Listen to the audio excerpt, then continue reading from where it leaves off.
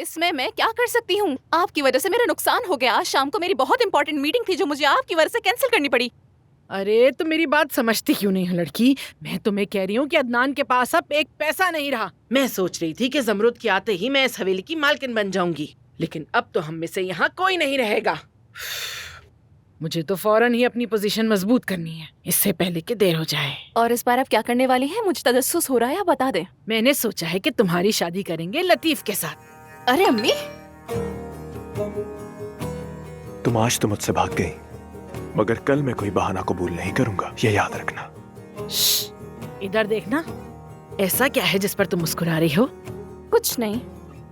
میری بچی ہوش میں آ جاؤ، لاپرواہی چھوڑ دو اور لطیف پر توجہ دو. دیکھو لطیف اب دمیر خان خاندان کا سربراہ ہے. میری بچی غور سے سنو، لطیف ہی اب اس پوری جائیداد اور حویلی کا مالک ہے. کسی بھی لمحہ کوئی دوسری عورت اسے چھین سکتی ہے. بیٹا سوچو اس بات کو.